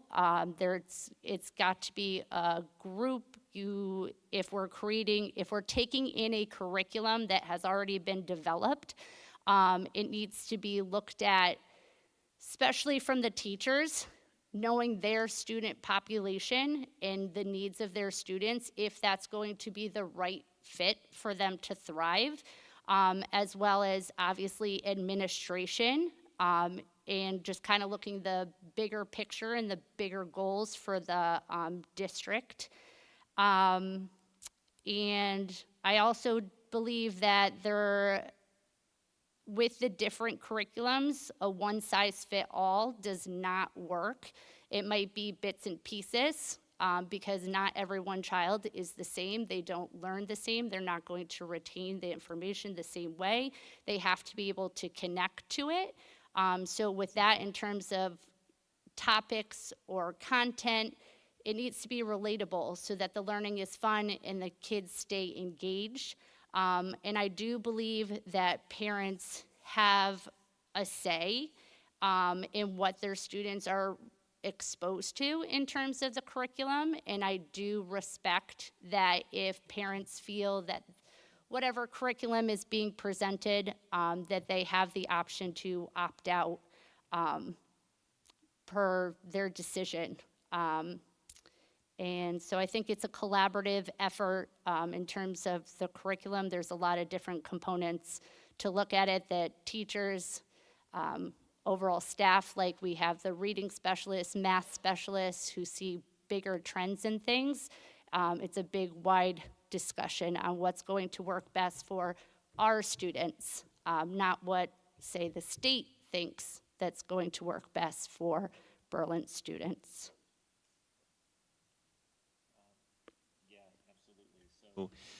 What should be, how are the decisions made about what's taught in the classroom? I mean, first, as Mel has elaborated on, is, really respecting the expertise of our teachers, our curriculum directors, and our administration.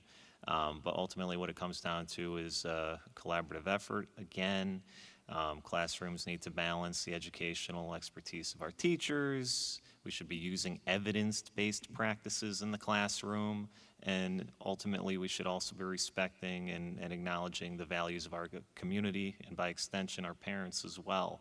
I do agree with Mel that there are certain curricular items that, if parents feel uncomfortable with or feel that they don't want their child participating, the parent should be able to engage and potentially have the option to opt out. I think we do have some items already in our curriculum that afford that option. I believe recently it was Aaron's Law, right? There was some classroom teaching around that, and parents had the option to opt out of that. So that should always be respected. But truly in short, curriculum decisions are a partnership. The board acts as oversight and accountability for what happens with the curriculum, but it comes down to the teachers building it. And ultimately, it's all about just keeping the classrooms student-focused, academically strong, and reflective of the values of our community. Please describe how the Board of Education can involve more students in the decision-making process for how our schools function and represent their goals, interests, and values. Mr. Zarabozo will answer first. Well, I think we already practice one good thing. We do have student representatives on our board, and they present a report at each meeting and help advocate for what students might be concerned about in the school district. I would like to see more student engagement at board meetings, or seeing them come out, or seeing them send emails in regard to policies that may be directly impacting them. I mean, of course, all policies ultimately direct them by extension, but we certainly recently had some decisions about the use of personal devices, the elimination of carrying backpacks between classrooms for safety reasons. And I do recognize that some students were dissatisfied with that decision, but it would be nice to have students come to the meetings and empower them to come speak and be civically engaged. And while the student representatives are a good asset and feature to the board, it would be great if more students got involved through those mediums. Additionally, I think that we could probably implement, regular surveys and forums to help gather student input on the curriculum, and more importantly, the school climate, extracurricular programs, and mental health supports, really. It's important to hear from a broad range of students and not just a few select voices. And finally, it's crucial to communicate back to students about how their feedback influences decisions, and showing that their voices have impact. Because, having the student representatives at the board, seeing what's going on a monthly basis at the meetings, whether it's the football games or the litany of programs we offer, it really means a lot, and it serves as a great snapshot for the board to get insight into what's happening in the school district, and it's great to see how involved the students are in the entire process. I'm going to echo what Peter has said and just add a little bit to that. I think it's wonderful that we have the student representation on the board, and just being at the CABE conferences and being able to talk to other board members in different towns. I don't think I've ever spoke to any of them that have said that they had student representation. So I think that's a phenomenal way to get student voice out. It is definitely more directed to the high school level, as we're given information about high school events.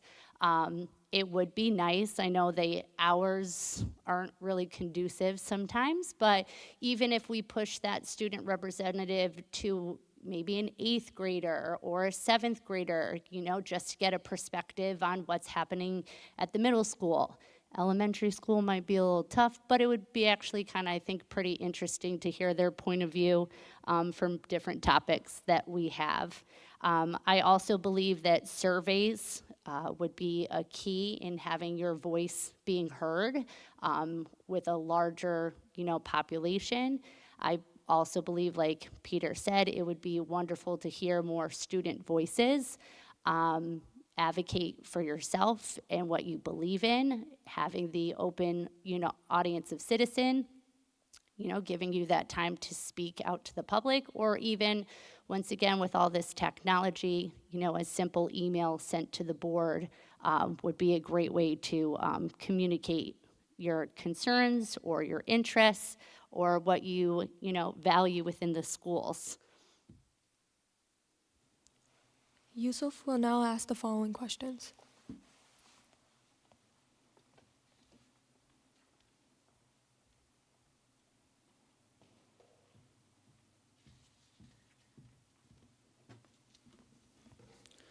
Please describe how your personal and professional experiences will impact your service as a member of the Board of Education. Mrs. Gibbons will answer first. Perfect. So just to touch upon some things before, like I said, I'm a mom of 2. I started on the board when my son was entering kindergarten, and he's now a 4th grader, and I also have a 1st grader as well. I mentioned before that my passion for education, came through the role of wanting to be a teacher. It's actually, I know, very difficult at the age of 17 when I graduated high school to decide what it is that I wanted to do with the rest of my life. But there's just something about the passion to help inspire individuals to be the best that they can be and to explore the world is definitely amazing. So having that teaching background gives me one, perspective. And since being on the board, I've been fully committed. I think I've only missed one meeting out of the 4 years. Just this year, I had to Zoom from Colorado as I was about to board an airport, but we had a Zoom meeting that I connected into. So I truly value the commitment to the role itself. While with the time I've been on the board, I've been on the community engagement committee, and I've also been on the curriculum committee. And I'm hoping to have the opportunity to be on the Finance and Operation Committee, because I think it's important for a board member to understand all the different components of each committee to have a better, greater understanding of how things work, kind of going back to the roles and responsibilities. And I'm doing this because I want to. I enjoy giving back. I enjoy the opportunity to be able to volunteer. And I'm present within my son's elementary school, whether it's the PTO. I just completed the door design for the Scholastic Book Fair, and it's just because I enjoy doing it and I enjoy giving it back. I've learned a lot. I'm continuing to learn. I try to attend the CABE conferences when available, but if not, the CABE also, gives a lot of information out for me to read to be a better board member, and just to understand the different things that are going on, even up at the state level, if there's new legislation that's going to be passed and brought down. So I take the time and the effort because I want to learn more. I want to have a better understanding so that I can make the right decisions as a board member. In my professional experience, I've worked as a nurse for about 15 years. I've worked in different areas. I've worked in a transplant unit, operating room. I've helped manage a large residency clinic. I've worked outpatient. But I think working as a nurse, I've learned to stay calm in pretty stressful situations, solve problems, and also advocate for the need of my patients and for others. I think those skills kind of directly translate to my role here on the board. In addition to my experience as a nurse, I've volunteered really, as a union officer in a very large union in the state. And in my capacity there, it's kind of taught me how to represent people's voices, because we represent about 3,000 different people in many different job titles, which can sometimes be very difficult as there are competing interests within that group.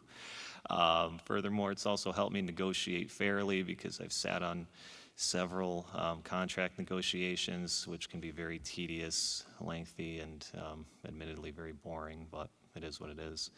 And it also helps me balance multiple perspectives, because I'm dealing with a litany of people in different arenas. And all of those skills kind of help me on the board here. I mean, they're all very similar. So all of the experiences in my role as a nurse, in my role as a union officer, and volunteering in that capacity, and sitting on negotiations for contracts, it's all helped me in this role here today. So I just try to use my best judgment, have a commitment to collaborating with all of our board members in every single discussion we have, and just helping to ensure that our schools are well run and responsive to all of the needs of our students. Grace will ask the next question.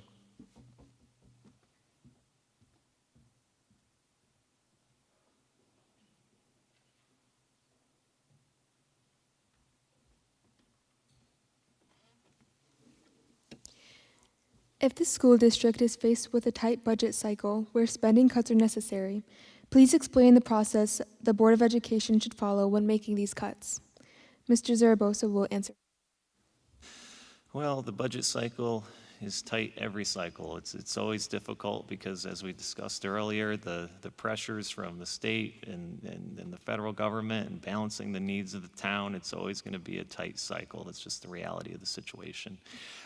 But through that process, first and foremost, we rely on the superintendent and the administration, the principals and so on, to set their budgets, to bring it to the superintendent.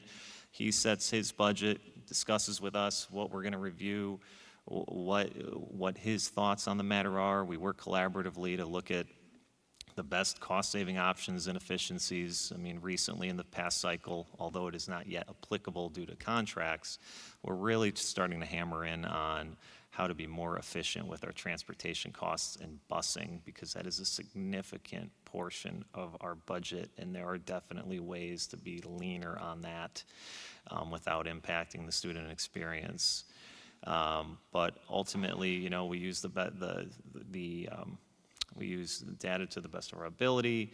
We look at whatever we can do to not impact the classrooms or increase classroom sizes. Ultimately, we look at the tertiary programs that we may need to cut or eliminate, or do we need the support staff? Do we need extraneous programs? Obviously, we want to keep everything we can in the budget, but the reality is that sometimes things, unfortunately, need to be cut, and we ultimately look at the things that are not going to have a direct impact on the students.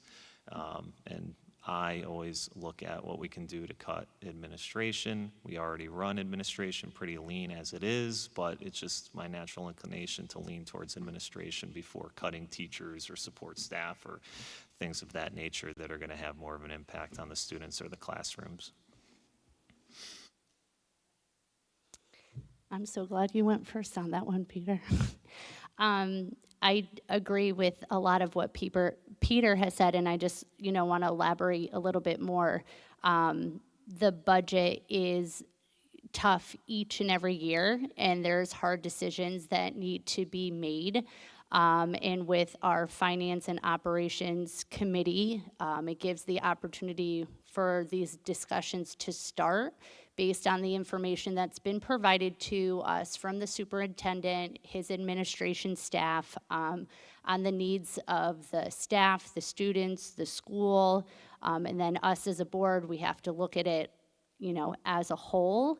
Once the budget, is set by the town, the superintendent needs to work within that budget, and unfortunately, we don't have an endless amount of money that we can get access to, so it does put hard decisions in place, but I do believe that reductions should be made with the most minimal impact, obviously, to the students and their learning as possible.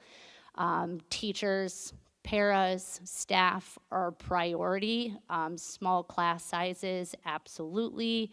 So like Peter had said, kind of being creative, looking at things maybe in a different way, like he talked about with transportation.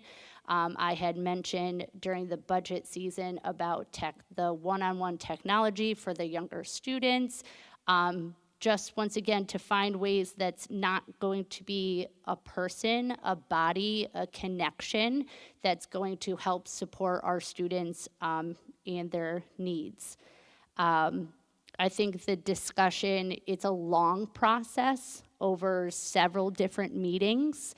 And I think from the 4 years that I've been on the board, we typically hear from a lot of the same voices in town, and it would be absolutely wonderful for more individuals to come out and to speak.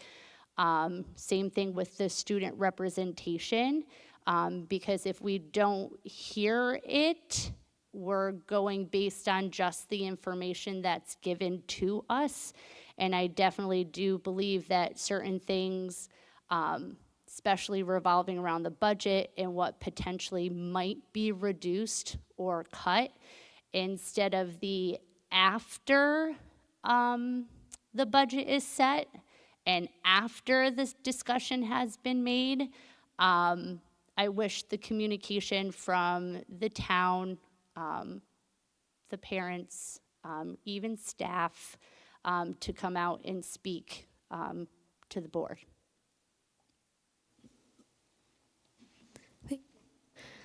Please share what you see as the most important priorities for Berlin Public Schools to ensure that an equitable education is offered to all students. Mrs. Gibbons will answer first. So from what I've seen in both of my kids' classrooms, and just from talking to parents and the great rapport that I've had just being within schools and talking to the teachers, I do believe that the teachers already strive to differentiate instruction in the classes to meet the students' needs. Their goals and the goals of our school is for the success of all the students. Education is already equitable because teachers follow the state standards. We have IEPs, 504s in place for students that need them. And services, should be available for the students if they might be struggling. Teachers always have the students' best interest in mind, in support from administration and proper professionals, proper professional development, which we have a lot of, can be a great resource for the teachers. Yeah, the most important priorities for assuring an equitable education in my mind is really shoring up and supporting students and kids who have special education needs. I think that the district already does an excellent job with providing an equitable education to everyone, and I do think our special education program is excellent. Our current staff does a phenomenal job of focusing on the students, giving them, the support they need, and putting them, assisting them with outplacement if that's necessary, and putting them in the best supportive school environment that they can be placed in, working collaboratively with the student and the parents. But my concern with special education really comes in looking down the road, is with funding from the state.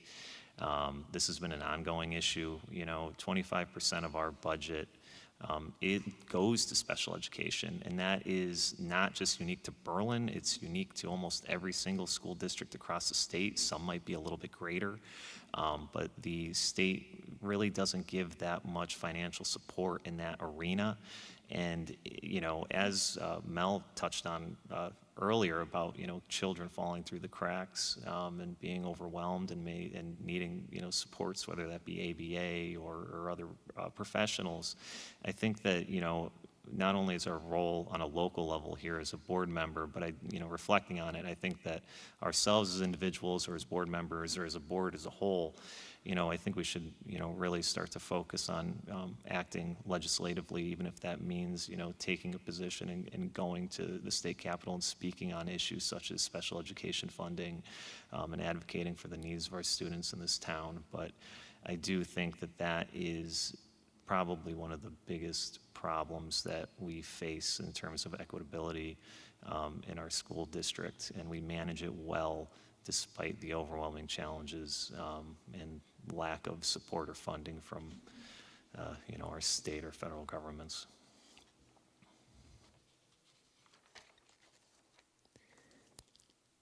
Thank you. Yumna will now come up to ask the last question.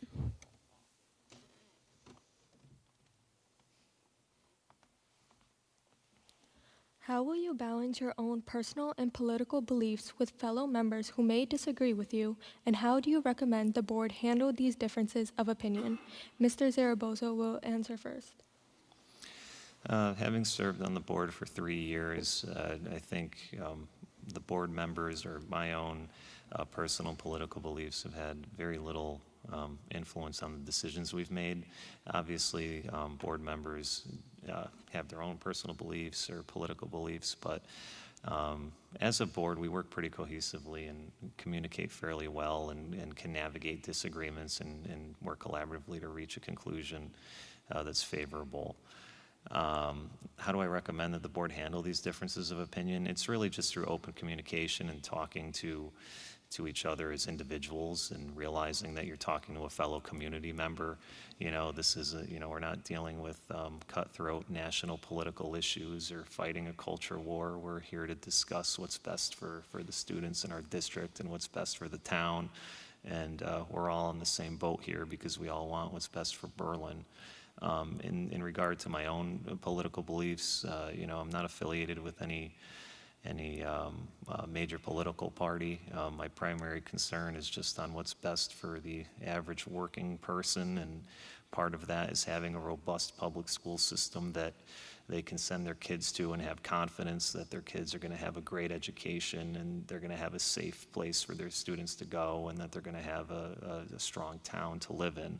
So that's my primary focus. I don't really align or affiliate with either major political party, and I try to work collaboratively with both sides or anyone who falls along the political spectrum. I agree with a lot of what Peter says, and one thing I want to continue to do is, and I think it's extremely important, and I think what has made our board continue to grow and be stronger is just to be respectful of all opinions.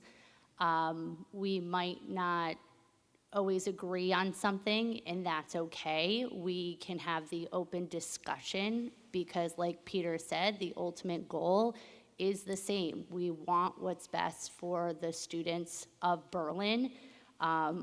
We want to be able to just offer perspectives through just even our life experiences. Maybe it's even our jobs or our expertise. That's what we give to the board, and I think that's what makes the board work well, is all the different perspectives. And it's okay to present questions or raise concerns. Most importantly is to have the communication and have the discussion, and being respectful to what the other board members have to say, what other community members have to say. Everybody should be heard. And that we are all here for the same goal, and that's just committing to supporting our district, the mission, goals, and of course placing the students' needs in first. This concludes our questioning of the candidates. At this time, we invite each of you to present a 3-minute closing statement. Mrs. Gibbons, you may begin. So once again, I just want to thank all the students for their hard work and time preparing this, and being able to have this for our community. I'm just very grateful for the opportunities that I've been voted into this position. I've learned so much. I've just made great relationships with other parents, with other staff members, and it's brought me even closer to the community, each and every year.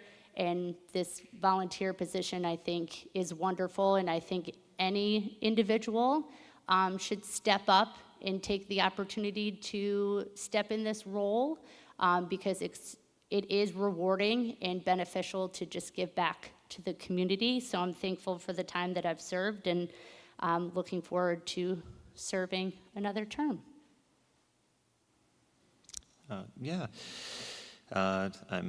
I'm happy to serve on the board, and I'm really proud of what the district is currently doing, and I'm very proud of this town as well. As I had mentioned before, I grew up in Meriden, and growing up in Meriden, we had always looked at Berlin as like, wow, that's a really nice town, and I spent much of my youth navigating the green spaces, Metacomet Ridge, Ragged Mountain, the area behind Timberland and Hubbard Park, and so on and so forth. So I always found Berlin to be a rather idyllic town.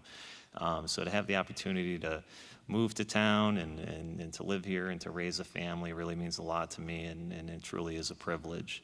You know, I look at the wide swath of volunteers in our town, like our volunteer firefighters and even the Lions Club and all the volunteers that help build this community together, including people who serve on our boards and commissions, especially those who've done it for many, many years.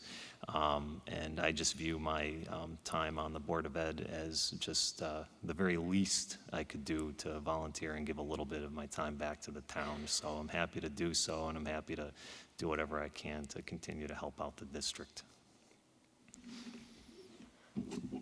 Grace will now give the closing statements.